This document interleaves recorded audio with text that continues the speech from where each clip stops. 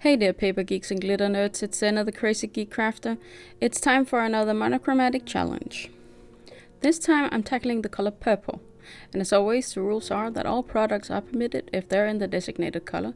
All patterned papers must only contain the designated color, and small amounts of black and white are permitted if, for example, you're making eyes on characters and other kinds of stamping.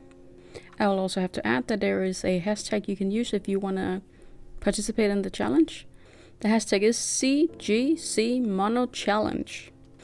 Now let's get on with the card, shall we? I always start out by finding all my products in the designated color. Here I have some mixes where there are purple sequins in them and some where they're just purple. I have some purple scraps of cardstock and a single Nuvo drop in glitter. Then there are some patterned papers or specialty papers. And after this, I spent 2 days pondering what to do with all of this. And I decided to use a lot of the pattern paper, or in this case, specialty paper. I used the specialty paper on the bottom since it has a white core, and I'm going to tear all the layers of purple paper I'm going to use. And if I use this one for tearing, I would have white showing, and that was not the plan. So I used this as the base. It is actually a very gorgeous piece of paper. I think maybe it's handmade, but I'm not sure. It's something I inherited from another crafter. So I'm gonna glue this directly onto the card base, and then I can prepare the rest of the pieces before I tear them.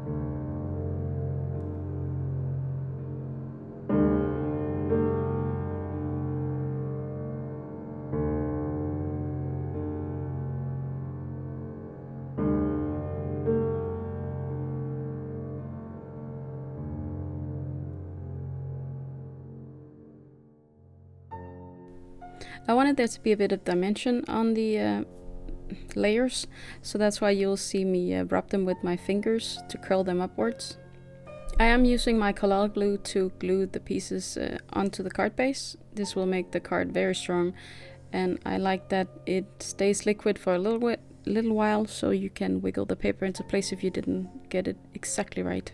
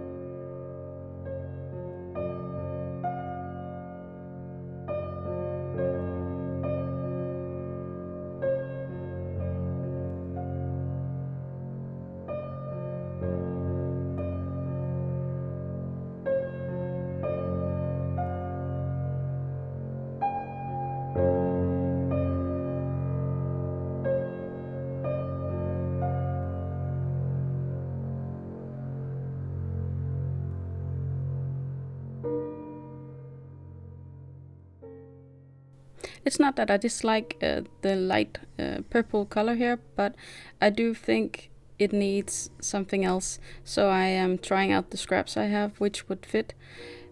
And, well, this one is the better one. So I'm gonna tear it again and then glue it on at the bottom. When I'm looking at it in the video, I actually think I could have left it like this. I thought there was too much light purple on the card, but it worked out fine. It's not a problem. Moving on, I needed a sentiment on this card, and like all the others, this is just gonna say congratulations. No, or hooray, or something generic. And I picked this congratulations from the Swedish company Gummiapan. I hope I'm saying that right. Now while I get this die cut and glued, I want to address the fact that this is only one type of purple that you could actually go for. This is a reddish purple color, and like you saw with all my papers, that is the most common one in my collection. There is also a bluish variant to this color, since purple is made by mixing red and blue. So you could also make a purple card in blue purples. But since my collection was geared more towards the reddish purple, that is the one I chose.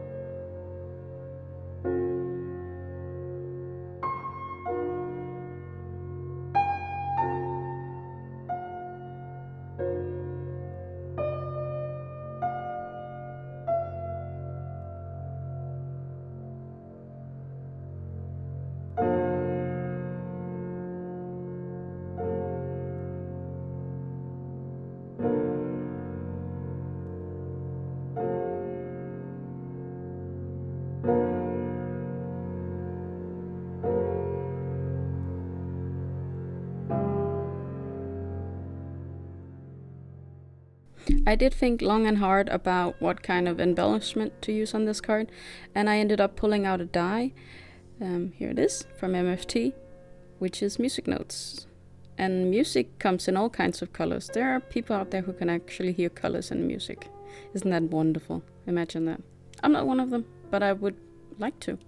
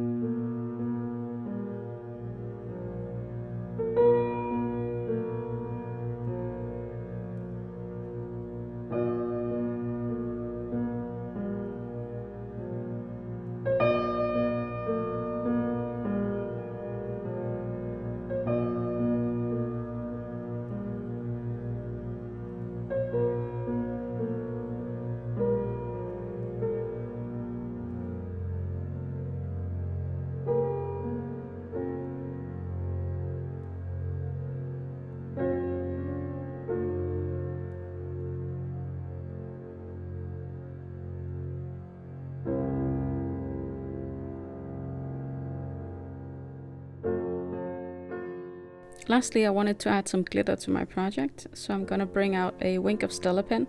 Now I think I'm going to have to bite the bullet and get a new one, since this one doesn't glitter that much anymore. I have refilled it a few times with water, and the next one I think I'll try to refill when I get to that point with alcohol instead, so that I have one with water, one with alcohol. There's still some glitter left in this one. It only comes out when it wants to. Sometimes it's a lot of glitter and other times it's a little bit of glitter, and this time it was a little bit of glitter. Now, this is not my most inspired card in this series, I know that. I was a bit lost for mojo when I was making this card, but it didn't turn out half bad. But I might have to try and do it again at some point. I'm not sure. But I do hope you've learned something, or feel inspired to do something from watching this. Anyway, well, there are still a few colors left in my rainbow, and I'll look forward to showing them to you. Until next time, I hope you'll be having a good day, evening, or night.